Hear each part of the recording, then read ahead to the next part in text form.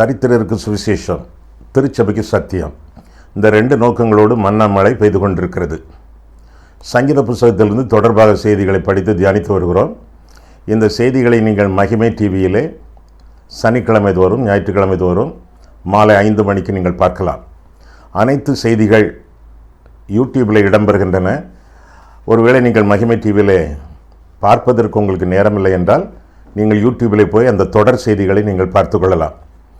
அது மட்டுமின்றி வேதம் முழுவதற்கும், ஆதியாகமம் முதல் வெளிப்படுத்தும் விசேஷம் வரை வேதம் முழுவதற்கும் 66 நூல்களுக்கும் விளக்கவரை எழுதியிருக்கிறோம். 8 பாகங்களிலே இந்த விளக்கவரை நூல்கள் உங்களுக்கு கிடைக்கும். குறிப்பிட்ட தொலைபேசி எண்களிலே முகவரியில் நீங்கள் தொடர்பு கொண்டு இந்த புஸ்தகங்களை நீங்கள் வாங்கிக் கொள்ளலாம். ஆண்டவர் உங்களை ஆசீர்வதிப்பாராக. இப்பொழுது நாம் செய்திக்கு செல்வோமா?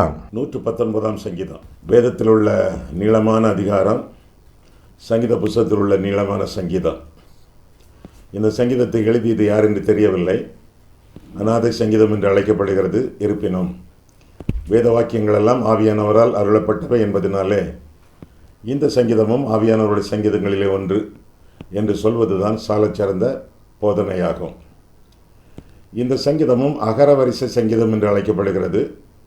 எபிரேய மொழியில் உள்ள ஒவ்வொரு சொல்லும் ஒவ்வொரு வசனத்தின் ஆரம்பத்திலும் இடம்பெறத்தக்கதாக இந்த சங்கீதம் அமைந்திருக்கிறது. ஒருவேளை இந்த சங்கீதம் 2வது ஆலயத்தை கட்டு முடித்த பிறகு ஒரு லேவியன் எழுதியிருக்கலாம் என்று சொல்லி சிலர் யோசிக்கிறார்கள். ஒருவேளை எரேமியா இந்த சங்கீதத்தை எழுதியிருக்கலாம் என்று சொல்லி சிலர் நிதானிக்கிறார்கள். யார் எழுதினாலும் இது ஆவியானவரால் அருளப்பட்ட ஒரு சங்கீதம். இந்த சங்கீதத்தின் மொத்த கருத்து வசனம். ஆண்டவருடைய வசனம் அதிகமாக இந்த சங்கீதத்திலே வலியுறுத்தப்படுகிறது, மகிமைப்படுத்தப்படுகிறது. சீஷர்களுக்குள்ளே தேவனுடைய வசனம் முத்திரையிடப்படுகிறது என்று சொல்லி ஏசாயா 8ஆம் அதிகாரம் 12ஆம் வசனத்தில் வாசிக்கிறோமே. ஒவ்வொரு சீஷனும் ஒவ்வொரு விசுவாசியும் வாசித்து முடிந்தால் மனப்பாடம் பண்ணக்கூடிய அளவிலே இந்த சங்கீதம் அமைந்திருக்கிறது. ஆண்டவருக்கு வேதத்தில் ஏராளமான பெயர்கள். ஆனால் எல்லா நாமங்களையும் விட ஆண்டவர் அதிகமாக சிறப்பாக மதிப்பது அவருடைய வார்த்தை, அவருடைய வேதம். உம்முடைய நாமத்தின் சகல பிரஸ்தாபங்களை பார்க்கிலும் உம்முடைய வேதத்தை மகிமைப்படுத்தினீர் என்று சொல்லி 138ஆம் சங்கீதம் 2ஆம் வசனம் அறிவிக்கிறது. அதற்கு ஏற்ப இந்த சங்கீதத்திலே ஆண்டவருடைய வசனம் எவ்வளவாய் மகிமைப்படுகிறது என்பதை நாம் பார்த்து அறியலாம். ஆண்டவருடைய வசனம் என்று சொல்லும் பொழுது இந்த சங்கீதத்திலே பல வார்த்தைகளினாலே இந்த வசனம் விளக்கப்படுகிறது. கட்டளைகள், பிரமாணங்கள், கற்பனைகள், சாட்சி, நியாய பிரமாணம், நியாயம், வேதம், வாக்குத்தத்தம், இப்படியாக பல வார்த்தைகளிலே வேத வசனம் இந்த சங்கீதத்திலே வர்ணிக்கப்படுகிறது. ஒரு சில காரியங்கள், 7 காரியங்களை சுருக்கமாக சொல்கிறேனே. நீளமான சங்கீதம். முழு சங்கீதத்தையும் அரை மணி நேரத்தில் அடக்குவது ரொம்ப கஷ்டம். இருப்பினும் குறிப்புகளை நான் உங்களுக்கு சொல்கிறேன், குறித்து கொள்ளுங்கள். மீண்டும் அந்த குறிப்புகளின் அடிப்படையிலே நீங்கள் இந்த சங்கீதத்தை வாசித்து சிந்தியுங்கள், தியானியுங்கள். முதலாவதாக நேசி, ஆண்டவருடைய வசனத்தை நேசியுங்கள். 24ஆம் வசனத்திலே, 92ஆம் வசனத்திலே, இன்னும் பல வசனங்களிலே நாம் பார்க்கிறோம். கர்த்தருடைய வசனம் நேசிக்கப்பட வேண்டும். அது விரும்பப்படத்தக்க ஒன்று. காரணம், அது பால், அது தேன், அது ஞானம், அது ஜீவன் என்றெல்லாம் சொல்லி வேதம் நமக்கு கற்றுக் கொடுக்கிறது. அது மட்டுமல்ல, அது தீபம், அது வெளிச்சம் என்றெல்லாம் வேத வசனம் இந்த சங்கீதத்திலே வர்ணிக்கப்படுகிறது. எனவே கர்த்தருடைய வேதம் விரும்பப்பட வேண்டும். கோடிக்கணக்கான மக்கள் தேவனின்றி வேதமின்றி நரகத்தின் பாதையிலே விரைந்து கொண்டிருக்கும் பொழுது வேதத்தை ஆண்டவர் நமக்கு பரிசளித்திருக்கிறாரே. அதை நேசிக்கிறோமா? அதை விரும்புகிறோமா? அதை ஆசிக்கிறோமா? எண்ணி பாருங்கள். இந்தியாவிலே மட்டும் 2000 மொழிகளுக்கு மேலாக பேசப்படுகின்றன. சில ஆண்டுகளுக்கு முன்பாக 1652 மொழிகள் என்று சொன்னார்கள். 427 மொழிகள் எழுத்து வடிவம் இல்லாத மொழிகள் என்று சொன்னார்கள். மொத்தத்தில் 2000 மொழிகளுக்கு மேற்பட்ட மொழிகள் இந்தியாவிலே உண்டு. ஆனால் எல்லா மொழிகளிலும் வேதம் இல்லையே. ஏறக்குறை 50 மொழிகளிலே தான் வேத புத்தகம் இருக்கிறது. அந்த வேத புத்தகம் உங்கள் கையிலும் இருக்கிறது. வாசிக்கிறீர்களா? அதை நேசிக்கிறீர்களா? நேசித்தால் வாசிப்பீர்களே. லவ் லெட்டர் வரும்பொழுது எவ்வளவு ஆர்வத்தோடு வாங்கி வாசிக்கிறோம். இந்த வேத புத்தகம், வேத வசனம் ஆண்டவர் தந்திருக்கக்கூடிய ஒரு லவ் லெட்டர், காதல் கடிதம். ஆர்வத்தோடு, ஆனந்தத்தோடு, அன்போடு இந்த வேத வசனங்களை வாசிக்க வேண்டியது நம்முடைய கடமை என்று சொல்லி வேதம் நமக்கு கற்றுக் கொடுக்கிறது. வேதத்தில் ஏன் விருப்பம் இல்லை? வேதம் இதற்கு வேப்பங்காயை விட கசப்பாக விளங்குகிறது என்று சொன்னால், அந்த கேள்விக்கும் சில விடைகளை இந்த சங்கீதம் நமக்கு சொல்லுகிறது. 128ஆம் வசனம், மனுஷன் பாவ வழிகளை தெரிந்து கொண்டு பாவத்தை பால் போல பருகும் பொழுது, பாவம் செய்ய துடிக்கும் பொழுது, விரும்பும் பொழுது வேதம் அவனுக்கு விருப்பமாக இல்லை. 37ஆம் வசனத்தில் பாவ சிந்தனைகள், எதையாவது கற்பனை பண்ணி கொண்டிருக்கக்கூடிய ஒரு வாழ்க்கை, எரிச்சல், இச்சை, கபடம், எதையாவது ஒன்றை கற்பனை பண்ணி அந்த உலகத்திலேயே, அந்த கற்பனை உலகத்திலேயே காலத்தை கழிப்பது, அப்படி கற்பனை பண்ணுவதே இருதயத்துக்கு இன்பமாக இருப்பது. இப்படிப்பட்ட பாவ சிந்தனைகள் வேதத்தை வெறுக்க செய்யும். நீதிமொழிகள் 23ஆம் அதிகாரம் 7ஆம் வசனத்திலும் அப்படியாக நாம் பார்க்கிறோம். இன்னும் பாவ நாட்டம். வேத வசனத்தை ஏன் விரும்பவில்லை? பாவத்தை நாடுகிறோம். பாவ பழக்க வழக்கத்தை தொடர்ந்து செய்ய நாம் விரும்புகிறோம். பாவத்திலே நாட்டம் இருப்பதனாலே வேதம் நமக்கு வெறுப்பாக காணப்படுகிறது. இன்னும் பொல்லாதவர்களின் கூட்டம். 115ஆம் வசனத்திலே பொல்லாதவர்களின் கூட்டம், வீணருடைய கூட்டம், அதை நம்ம வாஞ்சிப்பதினாலே அவர்களோடு சேர்ந்து ஊர் சுற்றுவது, அவர்களோடு சேர்ந்து காசு வைத்து சீட்டு விளையாடுவது, அவர்களோடு சேர்ந்து அருவருப்பான படங்களை போய் பார்ப்பது, வீணருடைய கூட்டம், பொல்லாதவர்களுடைய கூட்டம், இதை நாடுவதனாலே வேதத்தை நாட நம்முடைய மனம் மறுக்கிறது. ஆக முதலாவதாக வேதத்தை நேசியுங்கள். இரண்டாவதாக வாசி, வேதத்தை வாசியுங்கள். வேத புத்தகத்தை வாங்கினோம், ஷெல்ஃபில் வைத்து விட்டோம், அது எங்கே வைத்தோம் என்று கூட தெரியவில்லை. ஒரு வீட்டுக்கு பால் காய்ப்புக்காக அந்த வீட்டை பிரதிஷ்டை பண்ணத்தக்கதாக அழைத்திருந்தார்கள். வேத புத்தகத்தை கொடுங்கள் என்று சொன்னேன். ஆங்கிலமே அதிகமாக அறிந்திருந்த வீடு, என் கையில் தமிழ் வேதாகம் இருந்தது. வேத புத்தகம் கொடுங்கள் என்று சொன்னேன். அங்கும் இங்கும் தட்டி தடவுகிறார்கள், தேடுகிறார்கள், கிடைக்கவே இல்லை. பிறகு இன்னொரு வீட்டில் போய் கடன் வாங்கி கொண்டு வந்தார்கள். ஏனென்றால் ஆங்கிலத்தில் பேசினால்தான், ஜபம் பண்ணினால்தான் அவர்களுக்கு புரியும். வேத புத்தகத்தை கேட்டேன், வேதம் வீட்டிலே இல்லை. புத்தகம், புத்தகம் என்றாலே வேத புத்தகம்தான். பைபிள் ஆங்கிலத்திலே, கிரேக்க மொழியிலே பிப்ளியான், அதற்கு அர்த்தம் புத்தகம், த புக். புத்தகம் என்றாலே அது வேத புத்தகம்தான். இன்னும் புத்தகம் என்றால் புதிய அகம், புதிய உள்ளம். இந்த புத்தகத்தை படிக்கும் பொழுது நம்முடைய உள்ளமே புதிதாக மாறிவிடுகிறது. புத்தகம் என்றால் புதிய வீடு, புதிய அகம், புதிய வீடு. புதிய வீட்டை பிரதிஷ்டை பண்ணக்கூடிய சூழ்நிலையிலே புத்தகம் இல்லை என்றால் அது எவ்வளவு அவமானமான காரியம். ஆண்டவருடைய வேதத்தை வாசியுங்கள். வாசிக்கிறவர்கள் பாக்கியவான்கள் என்று சொல்லி வெளிப்படுத்தின விசேஷம் 1ஆம் அதிகாரம் 3ஆம் வசனத்தில் வாசிக்கிறோம். இந்த வசனத்தை, அந்த வசனத்தை கேட்கிறவர்கள், வாசிக்கிறவர்கள், கைக்கொள்ளுகிறவர்கள் பாக்கியவான்கள் என்று சொல்லி அந்த வசனம் அறிவிக்கிறது. அது மட்டுமல்ல, தேடி வாசியுங்கள். அந்தந்த சூழ்நிலைக்கு ஏற்ப, அந்தந்த தேவைக்கு ஏற்ப கர்த்தருடைய வசனங்களிலே தேடி வாசிக்க வேண்டும் என்று சொல்லி வேதம் சொல்லுகிறது. மோசே யோசுவா மேல் கைகளை வைக்கிறான். அவன் கைகளை வைத்த பொழுது யோசுவா பரிசுத்த ஆவியானவரால் நிரப்பப்படுகிறான். உடனே யோசுவா, இன்றைக்கு நான் ஆவியானவரால் நிரப்பப்பட்டு விட்டேன், இனி எனக்கு எல்லாமே தெரியும், தீர்க்க தரிசன வரமே எனக்குள்ளே வந்துவிடும், எல்லாவற்றையும் நான் அறிந்து கொள்வேன், காரணம் ஆவியானவர் எனக்குள்ளே இருக்கிறார் என்று சொல்லி தம்பட்டம் அடிக்கவில்லை. ஆண்டவர் அவனை பார்த்து சொன்னார், வேத வசனங்கள் உன்னுடைய வாயை விட்டு, உன் இருதயத்தை விட்டு பிரியக்கூடாது. இந்த நியாயப்பிரமாணத்திலே சொல்லுவது எல்லாவற்றையும் நீ கேட்டு வாசித்து கீழ்ப்படிய ஜாக்கிரதையாயிரு என்று சொல்லி ஆண்டவர் கற்பித்தார்.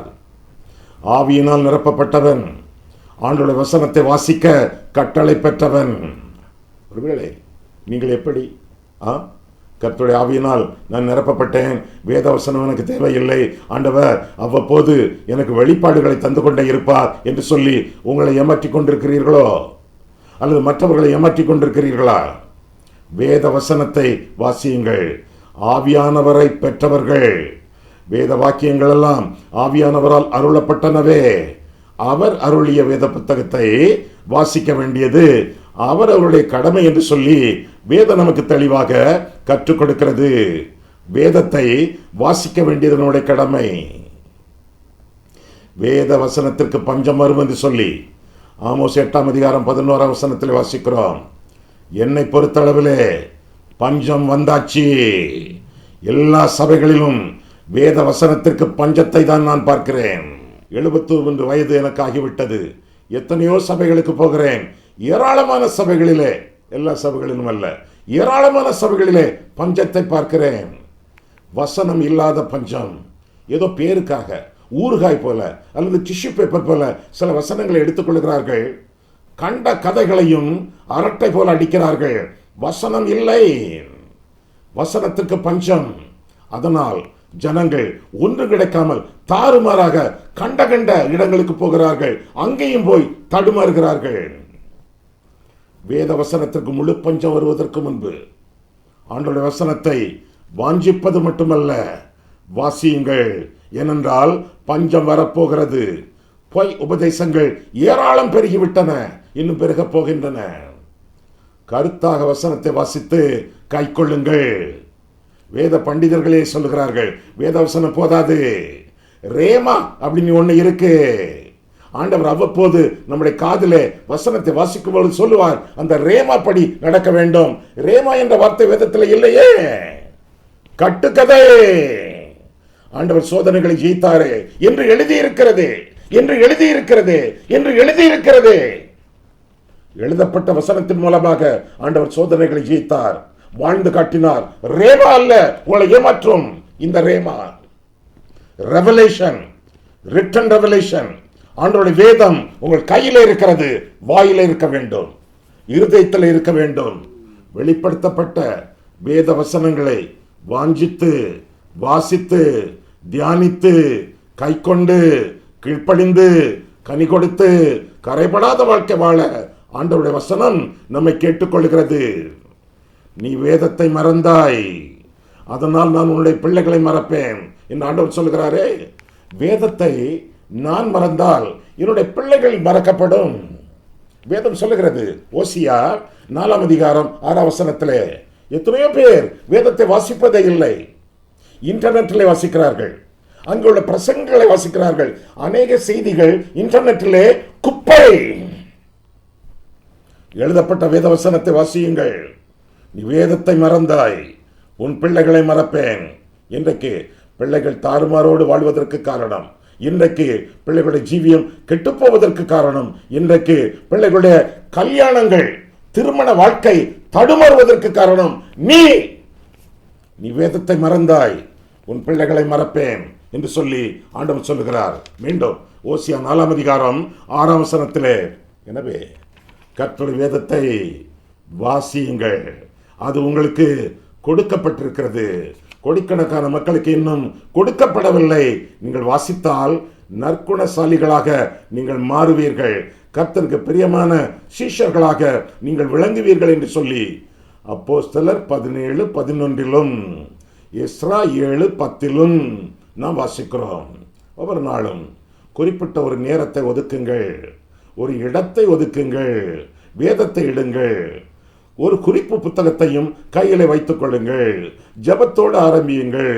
பரிசுத்த ஆவியானவருடைய துணையை, உதவியை கேட்டு அந்த வசனங்களை நீங்கள் வாசியுங்கள்.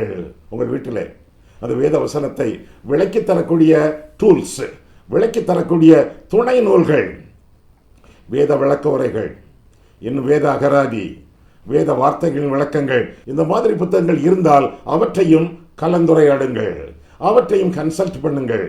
இந்த நூல்களை எல்லாம் நீங்கள் வாங்கி வீட்டிலே வையுங்கள். இவைகள் உங்களுக்கு பொக்கிஷன்கள். உங்கள் கபோர்டை விட, உங்கள் கட்டிலை விட, உங்கள் நகைகளை விட, உங்கள் ரெஃப்ரிஜரேட்டரை விட இந்த புத்தகங்கள் உங்களுக்கு பெரும் பயன் அளிக்கும். பவுலே பவுலே, உன்னுடைய கடைசி ஆசை என்ன என்று சொல்லி சிறைச்சாலையில் இருக்கக்கூடிய பவுலை கேட்டால் அவன் என்ன சொல்லுவான் தெரியுமா? எனக்கு என்னுடைய மேலங்கி தேவை, குளிர்கிறது, எனக்கு தோல் சுருள்கள் தேவை, என்னுடைய வேத புத்தகம் தேவை. எனக்கு என்னுடைய படித்த புத்தகங்கள், வாசித்த புஸ்தகங்கள், நான் அண்டர்லைன் பண்ணி வைத்த புஸ்தகங்கள் எனக்கு தேவை. என் மேலங்கி தோல் சுருள், விசேஷமாக புஸ்தகங்கள் எனக்கு தேவைன்னு சொல்லுவான். 2 தீமோத்தேயு 4 அதிகாரம் 13 சிறைச்சாலையிலே தோல் சுருள்களை, புஸ்தகங்களை அனுமதிப்பார்களா? தெரியவில்லை. இருப்பினும் ஆசையை பாருங்கள். சாகப்போகிற ஒரு மனுஷன், நாட்களை எண்ணிக்கொண்டிருக்கக்கூடிய ஒரு மனுஷன், எனக்கு புஸ்தகங்கள் தேவை. வேதத்தை மட்டுமல்ல, வேதம் சார்ந்த நூல்களையும், நல்ல ஆவிக்குரிய தலைவர்களின் நூல்களையும் வாங்கி வாசித்து வேத அறிவிலை விருத்தி அடைந்து மற்றவர்களுக்கும் சொல்லிக் கொடுங்கள். முதலாவதாக நேசியுங்கள், இரண்டாவதாக வாசியுங்கள், மூன்றாவதாக யோசியுங்கள். உங்கள் வாசித்த பாகத்தை, வசனத்தை வார்த்தையாக பார்த்து யோசியுங்கள். இதற்கு என்ன அர்த்தம், இதற்கு என்ன விளக்கம்? யாரிடத்தில் கேட்கலாம்? உபதேசியாரிடத்தில் கேட்போமா? ஊழியக்காரர்களிடத்தில் கேட்போமா? எனக்கென்று ஆண்டவர் கொடுத்த போதகரிடத்தில் கேட்போமா? சில புஸ்தகங்களை கலந்துரையாடுவோமா? யோசியுங்கள். இவற்றையெல்லாம் யோசித்து பார்த்து பைபிள் ஸ்டடி டூல்ஸ் அப்படின்னு சொல்றாங்களே, வேதத்தை ஆராய்ந்து பார்க்க உதவி செய்யக்கூடிய நூல்கள். நிச்சயமா சொல்வேன், உங்கள் ஒவ்வொருவருடைய வீட்டிலே ஒரு சின்ன லைப்ரரி, நூலகம் இருக்க வேண்டும். புத்தகங்கள், நல்ல புத்தகங்கள், உங்கள் போதகர் அனுமதிக்கக்கூடிய புத்தகங்கள், அவற்றை வாங்கி நிரப்புங்கள். வாசிக்க வாசிக்க உங்களுடைய வாழ்க்கை வளமாக மாறும். வாசிக்கும் பொழுது எதையும் கூட்டாதிருங்கள், எதையும் கழிக்காதிருங்கள். வேதத்திலே, நீதிமொழிகளிலே, கடைசி அதிகாரத்திலே, கடைசி வசனங்களிலே நாம் பார்க்கும் பொழுது, எதையாவது கூட்டினால் வாதைகள் கூடும், எதையாவது கழித்தால் ஆசீர்வாதங்கள் குறைந்து போகும், கழிந்து போகும் என்று வாசிக்கிறோம். கூட்டாதே, குறைக்காதே, இருக்கிறபடியே சொல். ஏன்? என் ஆத்துமாவே கர்த்தரை ஸ்தோத்திரி, என் முழு உள்ளமே அவருடைய பரிசுத்த நாமத்தை ஸ்தோத்திரி. என் ஆத்துமாவே கர்த்தரை ஸ்தோத்திரி, அவர் கர்த்தர் என்று கூட்டாதே. அவர்தான் கர்த்தர், கர்த்தர் தான் அவர், தப்பே அல்ல. இருப்பினும் கூட்டாதே. அவர் செய்த சகல உபகாரங்களையும் மறவாதே. கர்த்தர் என்று சொன்னால் தப்பு அல்ல. ஏன் அனாவசியமாக கூட்ட வேண்டும்? இருக்கிற வண்ணமாக நீங்கள் வாசியுங்கள், செயல்படுங்கள். ஒவ்வொன்றாக இது சிறிய காரியம் தானே, இது சரியான காரியம் தானே, இது அற்ப காரியம் தானே என்று சொல்லி கூட்டினால் ஒவ்வொன்றாக கூட்டிக் கொண்டே இருப்பீர்கள். கடைசியிலே உங்களுடைய வேத அறிவு என்பது மட்டுப்படும், அறிவு தட்டுப்படும். எனவே சிறிய வார்த்தைகளை கூட கூட்டாமல் வேதத்திலே இருக்கிற வண்ணமாக வசனத்தை வாசியுங்கள், மற்றவர்களுக்கு விளக்கி சொல்லுங்கள். முதலாவதாக நேசியுங்கள். எதற்காக இப்படி திரும்ப திரும்ப சொல்லிக் கொண்டிருக்கிறேன்? இந்த பாயிண்ட்ஸை, இந்த கருத்துக்களை நீங்கள் எழுதுவீர்களே அல்லது எழுத மறந்து விட்டீர்களே, அதற்காகத்தான். முதலாவதாக நேசியுங்கள், இரண்டாவதாக வாசியுங்கள், மூன்றாவதாக யோசியுங்கள், நான்காவதாக விசுவாசியுங்கள். ஆண்டவருடைய வசனம் விசுவாசிக்கப்பட வேண்டும், அப்படியே ஏற்றுக்கொள்ளப்பட வேண்டும். 42 வசனத்திலே அப்படியாக பார்க்கிறோம். யோவான் 2 அதிகாரம் 22 வசனத்திலே அப்படியாக காண்கிறோம். விசுவாசம் கேள்வியினால் வரும், கேள்வி தேவனுடைய வசனத்தினாலே வரும். ஆண்டவருடைய வசனத்தை வாசிக்க வாசிக்க விசுவாசம் பொங்கும். அந்த வசனங்களை விசுவாசிக்க வேண்டியது நம்முடைய கடமை. ஆண்டவர் தம்முடைய வசனங்களிலே உண்மையுள்ளவர், வாக்குத்தத்தங்களிலே அவர் உண்மையுள்ளவர். வானமும் பூமியும் ஒளிந்து போம், அவருடைய வார்த்தை எழுத்து உறுப்பு ஒன்றுமே ஒழியாது. வசனம் கிடைக்க பெறாத ஒரு பொக்கிஷம், பரலோகத்தின் மன்னா. அதை விட்டுவிடாதிருங்கள், மனப்பாடம் பண்ணுங்கள். நிறைய வசனங்கள் உங்களுடைய இருதயத்திலே விளங்க வேண்டும், இருதயத்திலே வசனங்கள் பொங்கி வழிய வேண்டும். மனப்பாடம் பண்ணுங்கள். வாலிபன் தன் வழியை எதனால் சுத்தம் பண்ணுவான்? உங்களுடைய வசனத்தின்படி தன்னை காத்துக் கொள்கிறதுனால் தானே. எந்த வசனம் இது? 9ஆம் வசனம் இந்த சங்கீதத்திலே. 11, உமக்கு விரோதமாக நான் பாவம் செய்யாதபடிக்கு உம்முடைய வாக்கை என் இருதயத்திலே வைத்து வைத்தேன். வைத்து வைத்தேன்னா என்ன அர்த்தம்?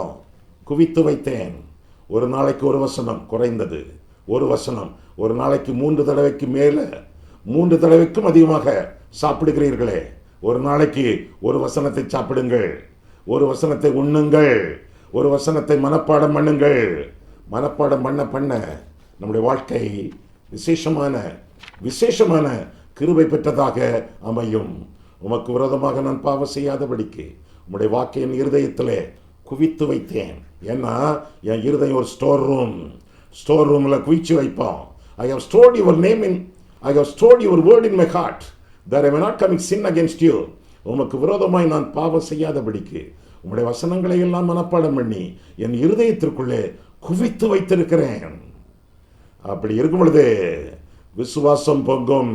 கஷ்டமான சூழ்நிலைகளிலே, போராட்டமான வேளைகளிலே, தேவ சித்தம் அறியாமல் குழம்பிக் கொண்டிருக்கக்கூடிய நிலைமைகளிலே குவித்து வைக்கப்பட்டிருக்கக்கூடிய வசனங்கள் ஒவ்வொன்றாக வெளிவரும்.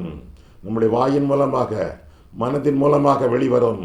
அந்த வசனம் வெளிவர கர்த்தருடைய சித்தத்தை அறிகிற அறிவிலே வளர்ந்து அவருடைய சித்தத்தின் நடுவிலே நாம் ஜீவிப்போம். இதுவரை 4 காரியங்களை சொன்னேன்.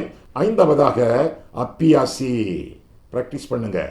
அப்பியாசி, பயிற்சி செய்யுங்கள், நடைமுறையிலே கொண்டு வாருங்கள். கற்ற வசனத்தை நீங்கள் கடைபிடியுங்கள். கடைபிடிக்காட்டா என்ன பிரயோஜனம்?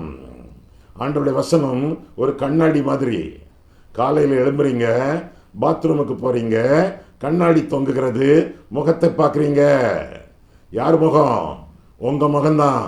முகத்தை பார்க்குறீங்க, என்ன எண்ணெய் வழிகிறது, நல்ல சுருட்டை முடி அதெல்லாம் கலைந்து காணப்படுகிறது, காலர் சுருங்கி இருக்கிறது, கண்களிலிருந்து என்னவெல்லாம வெளியே வருகின்றன கண்ணாடி சொல்லுகிறது.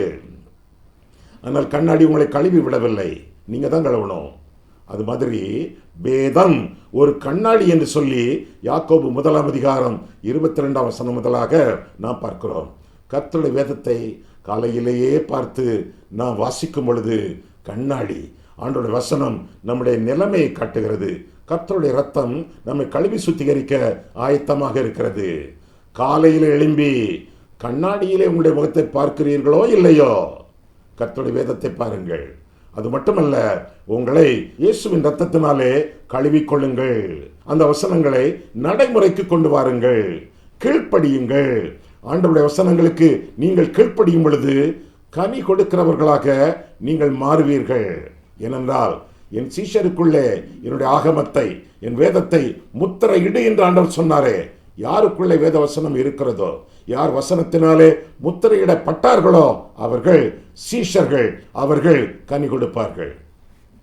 கனி கொடுக்கக்கூடிய வாழ்க்கை நம்முடைய வாழ்க்கையாக இருக்க வேண்டும் என்றால் கடைபிடிக்கக்கூடிய வாழ்க்கையாக இருக்க வேண்டும். கர்த்தருடைய வசனத்தை கடைபிடித்து வாழ வேண்டியது நம்முடைய கடமை என்று சொல்லி வேதம் நமக்கு தெளிவாக, மிக தெளிவாக, துல்லியமாக நமக்கு கற்றுக் கொடுக்கிறது. கடைபிடிக்க வேண்டும், பயிற்சி செய்ய வேண்டும், அப்பியாசிக்க வேண்டும். ஏனென்றால் கர்த்தர் நாம் என்ன செய்ய வேண்டும் என்று விரும்புகிறாரோ அதை அந்த வசனம் காட்டும். நம்மை வழிநடத்தக்கூடிய, நமக்கு தேவ சித்தத்தை தெரிவிக்கக்கூடிய ஒரு வாய்ப்பு, ஒரு வசதி, ஒரு வாய்க்கால், ஒரு ஏது, ஒரு காரணி கர்த்தருடைய வசனம். விட்டுவிடவே விடாதிருங்கள். கர்த்தருடைய வசனத்தை உங்களுடைய இருதயத்திற்குள்ளே, வாழ்க்கையிலே நீங்கள் காத்துக்கொள்ளுங்கள். 6வதாக, முதலிருந்தே மீண்டும் பார்ப்போமா?